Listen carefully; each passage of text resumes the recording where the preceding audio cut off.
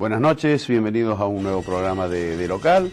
Esta noche para analizar con calificados invitados nuestra querida ciudad de Río Cuarto, cuál es la ciudad que queremos, diagnosticar de alguna manera la realidad de donde vivimos. Luego del auspicio estamos con ellos.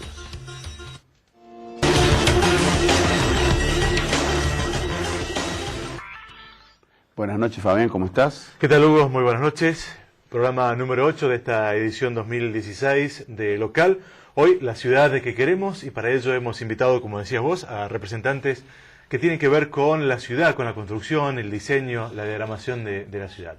Para ello, se encuentran aquí en nuestros estudios Mariano Ambrogio, quien es integrante del Colegio de Arquitectos de la ciudad de Río Cuarto, Roberto de Marco, quien es presidente del Colegio de Ingenieros Civiles, y el titular de la Cámara de la Construcción, Atilio Lunardi. ¿Qué tal? ¿Cómo le va? Muy buenas noches y bienvenidos. ¿Qué tal? Buenas noches. Gracias por estar con nosotros. Y bueno, me gustaría que cada uno de lo que representa, del sector que representa, nos digan cómo ven la ciudad. ¿Querés comenzar? Bueno, muchas gracias. Mariano. Primero que nada, pensar que el fenómeno de la ciudad es un fenómeno que se va haciendo más masivo en el mundo. Pensemos que el mundo va hacia una tendencia de urbanización en general. En esta, la oportunidad que tienen todas las ciudades en el mundo es muy relevante. En el caso de la provincia de Córdoba, más del 90% de la población de la provincia vive en ciudad, y específicamente en el departamento de Río Cuarto, el 92% de su población vive en ciudad. Y eso representa una oportunidad para todas las ciudades, en particular para Río Cuarto, cómo se inserta en una competitividad de ciudades, y en esto es todas las ciudades, de alguna manera se quieren hacer la niña bonita. Y ahí hay algunos indicadores en donde Río Cuarto uno observa, si ve los últimos censos, si bien crece en población, crece por debajo de la media provincial, y los urbanistas y los planificadores empezamos a pensar qué le está pasando a Río Cuarto, que ha desacelerado un crecimiento, digamos.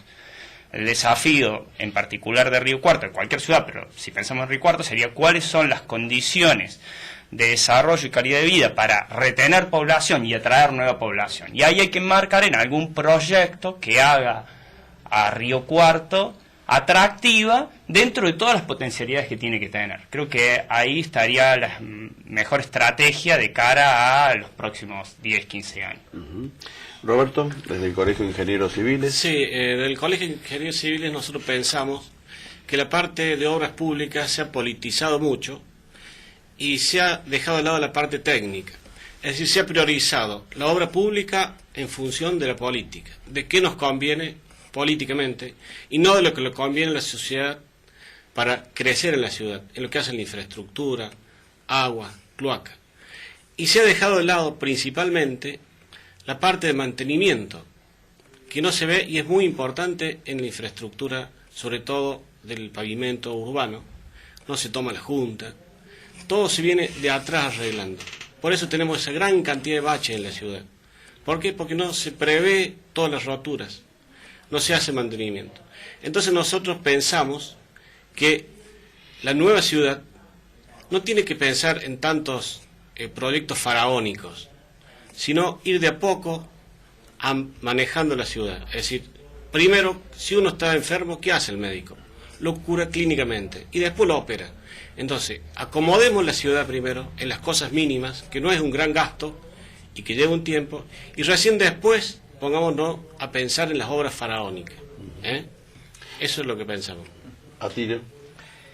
Bueno, yo creo que Río Cuarto tiene la particularidad que está en un lugar privilegiado, ¿cierto?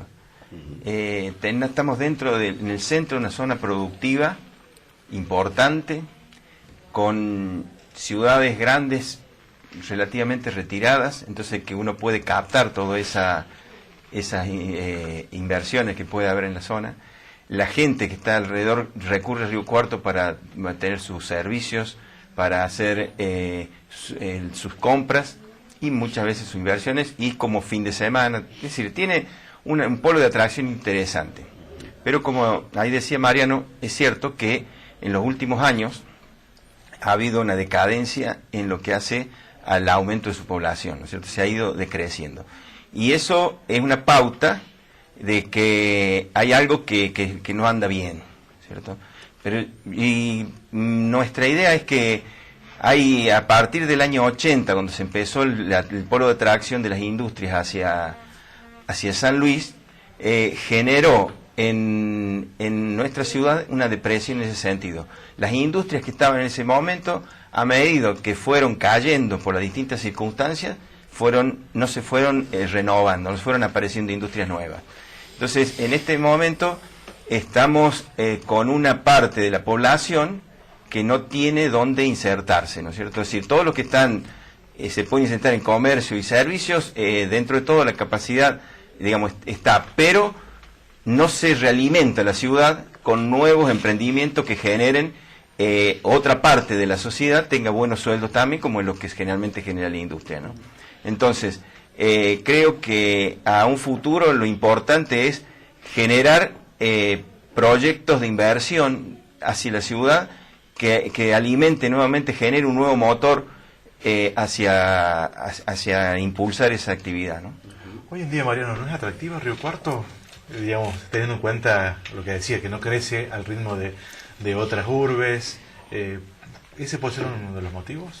Yo creo que acá voy a coincidir con Atilio en que el capital privado es un motor de crecimiento muy importante, y ahí el Estado debería tener un rol de liderazgo, ejercer un rol de liderazgo respecto de cuáles son los canales de inversión que resultan mejor luego en una distribución de una ciudad más equitativa, por ejemplo. Entonces, ahí yo creo que hace falta mejorar los mecanismos de concertación, de consulta, de un poco de orientar ese capital privado hacia donde hay un proyecto que trasciende el puramente individual, digamos.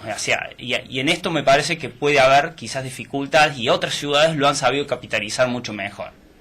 Y en ese sentido, ciudades que compiten con Río Cuarto parecen haber sido en estos términos, y hablo solamente de números comparativos entre unas y otras, pero en las más cercanas, digamos, que tienen cierto perfil de atracción similar al de Río Cuarto, parecen como que hubieran generado mejores condiciones para la inversión privada. Si bien aún la inversión privada, en términos, por ejemplo, de obra privada y registro de obras privadas, en los últimos años ha sido muy buena en la ciudad.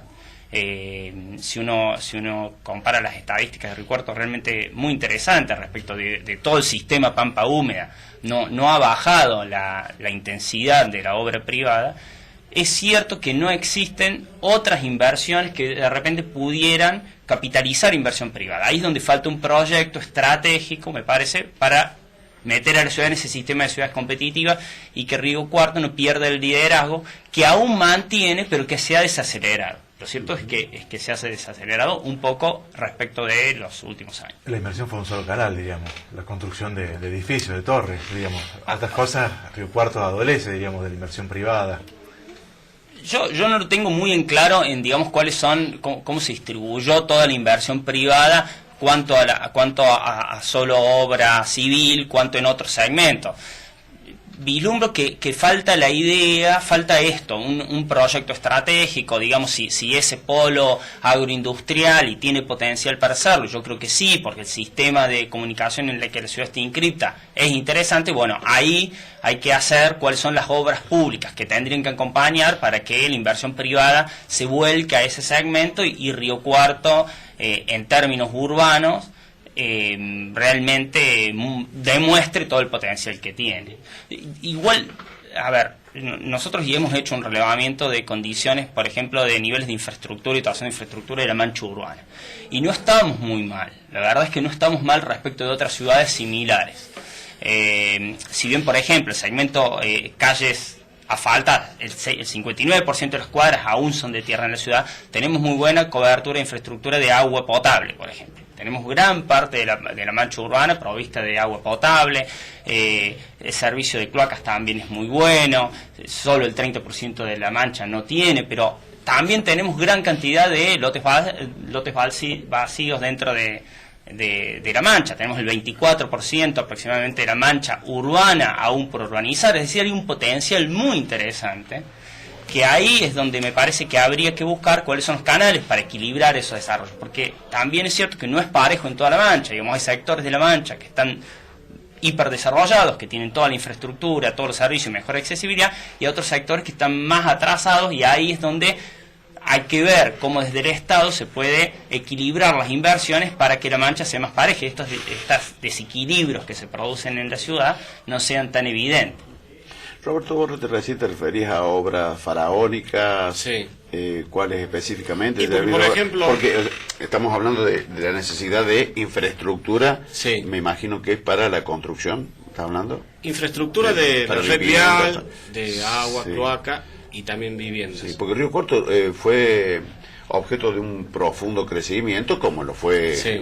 una vasta zona del centro del país en la segunda década del 2005 al 2010, más o menos, la segunda de la primera década, en la segunda Sí, sí. parte del quinquenio de la primera década. Y eso quizás hubo un crecimiento que no podía ser planificado antes porque se fue medio como inédito, ¿no? Por ahí el crecimiento no alcanzó la planificación de la infraestructura porque fue algo totalmente desequilibrado. Me imagino que a eso te referís. Claro. Y Lo que las sí que obras faraónicas... Han pasado 6 años del 2010 y no hemos recompuesto nada de lo que veníamos desacomodados. Y las obras faraónicas son que prometen, por ejemplo, hacer viviendas, mucha cantidad de viviendas, muchas calles de pavimento, pero no en los lugares que hace falta. Tenemos, por ejemplo, la avenida Buteler, Sí, que nos importante. desalojaría la ruta y está de tierra. Aunque sea, hagamos una mano. Son unas arterias importantes que están sin pavimentar. La Presidente Perón, ¿cuánto han prometido que lo van a hacer? También está sin hacer. Y a lo mejor hacemos calles en el medio de los barrios, que sí, son importantes, pero para la ciudad es mucho más importante una red vial principal que una red vial terciaria. Si se me ocurre el Colombres también, ¿no? Ese es otro Sí. bulevar que tiene salida a la ruta. Claro. Importante. Y lo que te decía el mantenimiento también es lo que hacen los desagües pluviales, que esperamos que venga la tormenta y salimos al invierno. Eso tiene que ser con anterioridad. Hay que prever todo eso. Ahora en esta época de grandes lluvias, Río Cuarto no sufrió mucho. No, este año tampoco hemos tenido las lluvias de toda la provincia, ¿no? Hemos sido beneficiados dentro de todo, no nos ha caído unas lluvias así torrenciales como en Pero el las que resto han de la caído. provincia. Sí, pero no como los Sí, otros lados. sí, claro. Bueno, y la infraestructura, cuando hablamos de inversión, hablamos de ese tipo de inversión, es decir, infraestructura. ¿Hay problemas en eso? ¿La construcción tiene problemas para...? Y lo que pasa que en los últimos años ha habido, a partir, digamos, del 2003 en adelante, hubo un crecimiento importante en todo lo que fuesen, sobre todo en la parte central, donde se han hecho todos los edificios que se han venido haciendo, ¿no? Entonces, eso genera una ocupación de la infraestructura existente que muchas veces llega un momento que se puede llegar a saturar o por lo menos no está en las condiciones que debería estar. Se han ido haciendo algunas cosas, como los aliviadores cloacal principalmente, que han resuelto en parte, ¿no? Pero son procesos que cuando uno analiza, ¿cierto?, un determinado periodo, supongamos, después de 4 o 5 años de crecimiento, ves que viene una tendencia hacia allá, vos tenés que ir previendo cómo va a venir en el futuro. O sea, eso es cuestión de sentido común, que antes de que venga el problema tenés que tenerlo solucionado, ¿no es cierto? Entonces, ese fue una de las falencias que ha habido, que no se han ido haciendo las previsiones de infraestructura para que cuando llegue el momento no tengas inconveniente. Es decir, en general está, sobre todo lo que es agua y cloacas, está funcionando, pero con unas limitantes que digamos casi sin reservas, ¿no es cierto? Entonces es como que se trabaja muy al límite. No son obras tampoco tan complicadas, que a lo mejor son obras que se proyectan 2 meses o 3 meses y en 7 meses, 1 año se hacen. Entonces, cuando vos ves que está el problema, deberías salir a anticiparte eso. Entonces, hay veces se ha ido alguna demora en ese tipo de cosas. Después, en la parte energética, hay un problema mucho más serio. Ya por este caso, por ejemplo, no depende de la municipalidad, depende ya sea de EPEC o de Ecogas. EPEC tiene un sistema, digamos, de alimentación en la ciudad que en ese sentido no debería tener mayores problemas, pero sí de distribución interna, ¿cierto? Entonces, está generando dentro de las inversiones que se hagan cualquier proyecto que se haga que necesite energía, tiene que hacer una inversión en EPEC, que por ahí es un importante porcentaje de lo que tiene que hacer en la inversión total, ¿no? Entonces, ese tipo de cosas generan algún tipo de digamos, problema en generar nuevas inversiones, es decir, porque hay que sumarle el costo de la inversión en sí, todo este costo de la energía. Y lo mismo pasa con el sistema de gas. Ya hablamos sobre el gas, que parece que debe ser uno de los de mayor inconveniente. Vamos a marcar la primera pausa, ya regresamos. Regresamos a la pausa y antes de la misma estaba haciendo referencia Lunardi a los inconvenientes que se plantean en algunos sectores de la ciudad para la construcción, falta de energía, y el problema mayor tiene que ver con lo que es Ecogas, el gas natural. Sí, el problema principal es que en estos momentos hay una falta de líquido, digamos, de gas, para que pueda abastecer bien a la ciudad, ¿no es cierto? Entonces, lo que ya tiene previsto Ecogas con la infraestructura actual es como que es imposible abastecerlo, ya los límites están dados, ya llegamos a un límite en cierta manera. Entonces, la forma de mejorar eso es con el gasoducto que viene de Malena, que hay que reforzarlo. Según me han dado las últimas noticias, eso dentro del plan de gasoductos que implementó el gobierno provincial estaría por hacerse, ¿no es cierto? Entonces, lo que tenemos que hacer es que entre en prioridad para que se haga cuanto antes, porque aparte creo que es una obra que está casi resuelta, porque hay que hacer uno paralelo al que existente, entonces es como que muy fácil. Consiguiendo eso, ya por lo menos hay una buena parte que en estos momentos están asumiendo el costo los inversores, ya disminuiría y podría tener más conveniente, porque en este momento el costo que está generando hacer todas las obras que está solicitando Ecogas para abastecer ya sea un edificio o un emprendimiento industrial o un loteo, ¿no es cierto?, es alto. Entonces, tal es así que en este momento a lo mejor para abastecer a un loteo que no esté en la zona céntrica, digamos un poquito en la periferia, está en el orden de los 50.000 pesos por unidad, o sea, es un costo muy alto, ¿no es cierto? Y lo mismo ya abasteciendo un departamento en el centro, tiene un costo de más de 25.000 pesos, o sea, cuando ya hay una parte de infraestructura hecha, porque exige obras de regulación, obras de gasoducto de Malena, que en este momento están tomando en parte, así que bueno, es una inversión que es bastante alta para lo que normalmente da. Entonces eso genera que ante una necesidad de alguien invertir en Río Cuarto, Córdoba o otra ciudad, y bueno, si los costos son altos, se dirige a otro lado, ¿no? Seguro. Mariano, desde tu conocimiento, ¿esto pasa únicamente en Río Cuarto o es un problema general en las ciudades que han crecido de esta manera?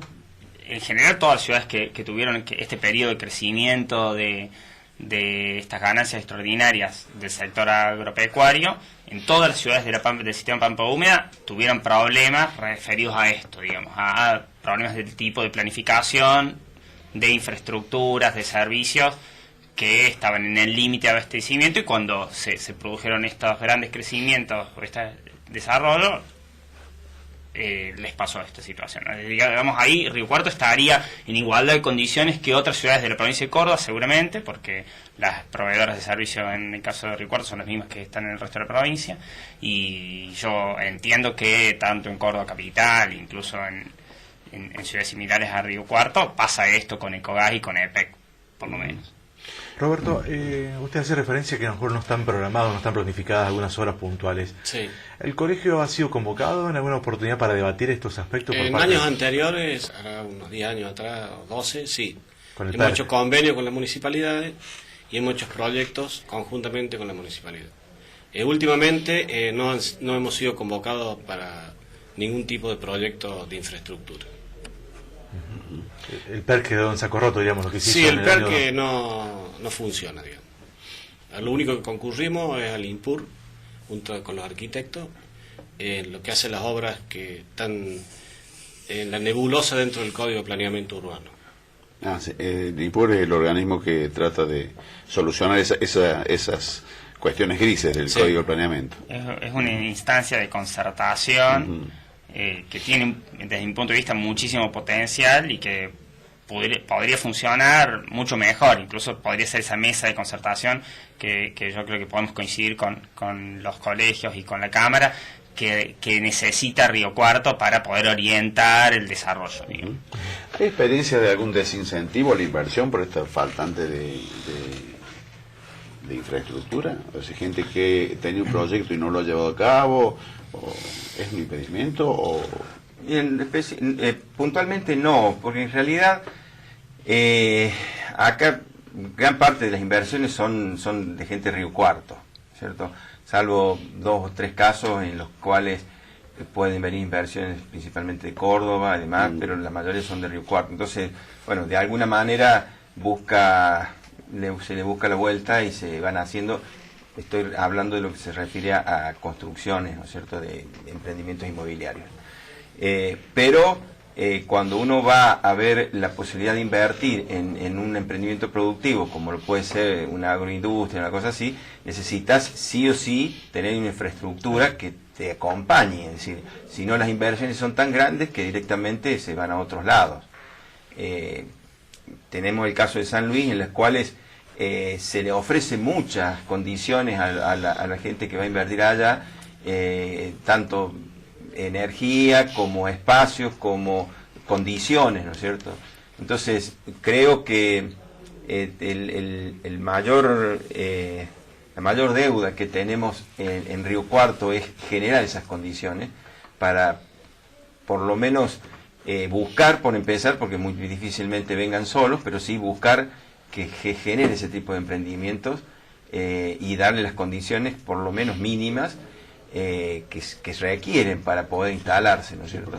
Tenemos condiciones que son, por ejemplo, teniendo la universidad cerca y teniendo escuelas que acompañen por ahí, es un punto de atractivo para que vengan algunas industrias, ¿no es cierto? Pero eso solo no alcanza, si hay que hay un combo de cosas que generar condiciones de atractividad, de atracción. ¿El plan urbano es un limitante por esta discusión que se ha registrado en los últimos tiempos? Digamos, hay un problema serio con la industria en que no tiene localización. O sea, vos dentro de lo falta que es... suelo. Claro, es decir, ahí está el parque industrial, que tiene unas condiciones que ahora sí en la última gestión se logró ponerlo dentro de las condiciones de parque industrial. Hay otro parque industrial que está desarrollando el CESIS, que también hay unos 30 lotes ahí, pero bueno, es bastante lento lograr que eso se haga bien, a lo mejor lleva 1 año o 2 años más. Donde tiene suelo y en condiciones, con ciertas condiciones mejoradas que el resto. El resto está inserto dentro de la ciudad y, bueno, hay sectores designados, pero evidentemente son sectores relativamente chicos, con lotes chicos. O sea, si hay alguna industria importante que requiera, no sé, 2, 3, 5 hectáreas, no hay un espacio en el cual diga, bueno, aquí te puedes localizar y que quede protegida, ¿no es cierto? Porque en cierta manera el gran problema de las industrias es que tiene que tener una protección porque no puede, una vez instalada, que se le instale cerca algo residencial y que después tenga que mudarse. Las inversiones son tan grandes que no lo pueden recuperar ni en 5 ni 10 años, ¿no es cierto? Entonces eso, para darle las condiciones, significa darle un lugar en el cual pueda funcionar con un cierto grado de, digamos, de ruidos o de contaminación, que tenga un espacio libre, digamos, o intermedio para que eso vaya, funcione recién la parte residencial. O sea, hay una escala suficiente que necesita un espacio grande. Entonces, esos espacios grandes no están dentro del espacio del código urbano como designado, ¿no es cierto? En otras ocasiones siempre hubo organismos de planificación, como el Plan Estratégico Río Cuarto, el PERC, y hay una Secretaría de Planificación. ¿Hoy ustedes creen que eso no está funcionando o no convoca, no se planifica? Yo creo que acá ha habido un tema que es que hace unos 30 o 40 años, medio como que la industria se la dejó de lado. Entonces, se tomó un perfil de servicios y comercio, y la industria era como, bueno, si viene bien y si no, no importa. Entonces, no se le dio el espacio que se le han dado en otros lugares, ¿no es cierto? Si uno lo ve, lo que es Villa Mercedes, tiene alrededor de la ciudad, tiene espacios muy grandes y que le han ido desarrollando y han ido instalando industria, ¿no es cierto? Acá en Río Cuarto eso no existe. Marcamos la pausa. Sí. Ya regresamos.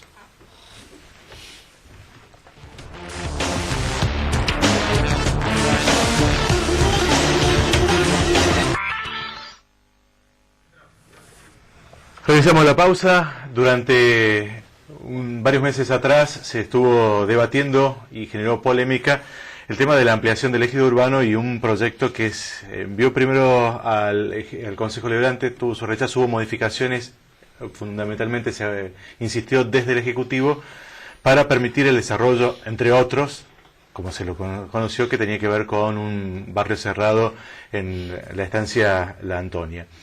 Hubo un fuerte rechazo de diferentes sectores, los colegios profesionales de la ciudad encabezaron ese reclamo, y entre ellos el Colegio de Arquitectos. Cierto. Sí, el colegio ahí hizo un poco de líder de... ¿Por qué motivo, fundamentalmente? Primero porque nos parecía que debía inscribirse en otro ámbito de discusión. Digamos, hoy la ciudad tiene casi 15.000 parcelas baldías, muchas de esas son grandes extensiones de suelo, hay que buscar cuáles son las herramientas para eso, urbanizar, digamos, eso es hay que hacer ahí un camino exploratorio que no se ha hecho todavía, pero digamos, dentro de La Mancha hay todavía tierra disponible a urbanizarse con un perfil residencial. Y creo que lo que había que discutir es cómo administrar la extensión de la ciudad y de caras al futuro.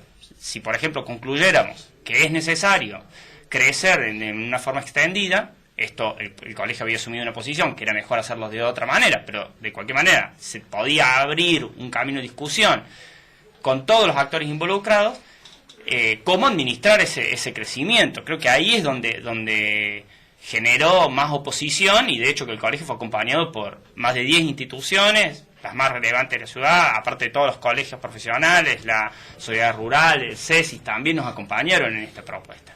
Digamos que me parece que en todo caso ha quedado el debate latente, probablemente sea una discusión que hay que dar de caras al futuro. ¿Cómo crecer? Si crecemos en una ciudad más compacta y densificada, o si lo hacemos con un perfil más extendido, y en ese caso, cómo minimizar conflictos ambientales que son inherentes al crecimiento de forma extendida. O sea, hay conflictos ambientales desde el punto de vista de la accesibilidad, la provisión de infraestructura, la colindancia de usos que generan problemas, como son los agropecuarios con los residenciales. Digamos, todos esos deberían también ponerse en esa mesa de discusión. Creo que lo que no estaba era toda esa problemática, y eso hizo que el proyecto fuera tan rechazado y que se considerara sacarlo del debate. Porque desde algunos sectores del oficialismo se decía que era la oportunidad para crecer Río Cuarto, cuando se miraba a otras ciudades que había llegado inversiones y acá se rechazaba las mismas. Pero yo creo que después, cuando se hizo una reunión que se discutió esto, todos los que estábamos en la reunión entendieron que en realidad se habían obviado estas otras cuestiones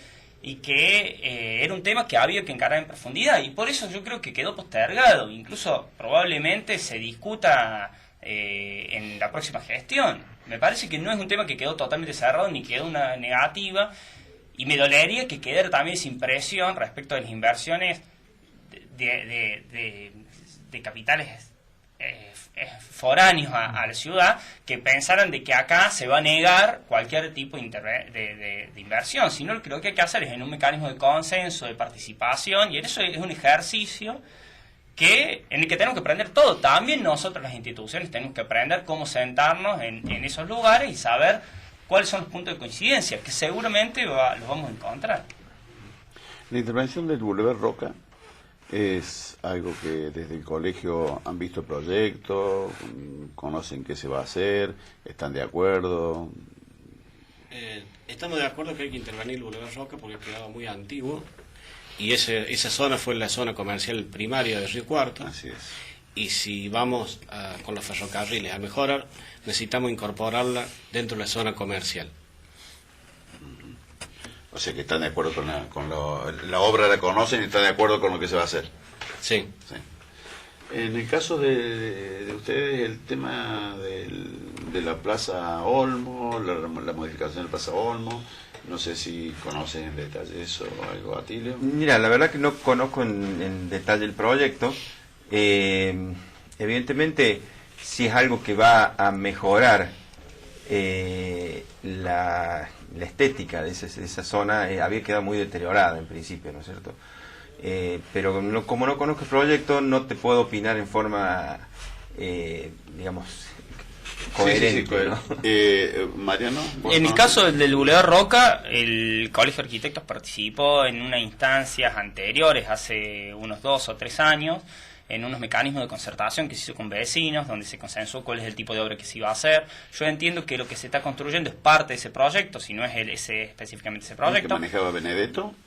No, anterior a eso, dentro del marco del PERC, se hizo reuniones con los vecinos de Boulevard Roca, y en aquel momento yo participaba en la Secretaría de Planificación, así que me acuerdo de algunos términos del proyecto, y luego ahora el Colegio de Arquitectos, en una reunión con el secretario de Planificación, conoció el proyecto en detalle y vio que se adecua a esos principios, así que coincidimos en que está bien, se encuadra dentro de eso, y particularmente dentro de la Plaza Olmos, creo que era un espacio que adolecía de algunos inconvenientes de accesibilidad, sobre todo, que tienen que ver con una concepción de los espacios públicos de otro tiempo, y entiendo que si va apuntando a resolver eso, está bien hacerlo. O sea, ganar espacio al peatón y al ciudadano en los espacios públicos es algo que creo que cualquier agenda de Ciudad del Mundo lo va a colocar. O sea que si estamos ganando espacio para la ciudadanía, me parece que eso es bueno. Si ese espacio aparte es accesible a todos, es decir, no tiene barreras urbanísticas de escaleras y ese tipo de situaciones, muchísimo mejor, porque esa es la ciudad del futuro. ¿Y la protección que se está haciendo en el microcentro de la ciudad con la ampliación de veredas? Está bien, porque también se encuadra en eso. O sea, yo creo que si hay temas que tienen que estar en una agenda urbana en todas las ciudades, y en particular para la gestión que vendrá en Río Cuarto, son el tema de la movilidad, de hacer accesible la ciudad a todos. En esto, ganarle espacio al peatón en detrimento del automóvil. Totalmente. Habrá que mejorar sistemas de transporte, pero digamos, en una ciudad que tiene calles angostas, lo más lógico sería que se vean ganadas al peatón y que todos podamos a realizar todas las actividades de la vida urbana en distancias cortas. Eso me parece que está bueno. Yo creo que Río Cuarto Vincula, que va hacia eso, me parece que es muy buen proyecto. El otro tema sería cómo encarar el tema del cambio climático. Digamos, ese es un tema importante en la agenda de ciudades. El otro sería descentralización. ¿Qué actividades se tienen que descentralizar? ¿Cómo hacer una ciudad que sea más equilibrada en su desarrollo en toda la trama?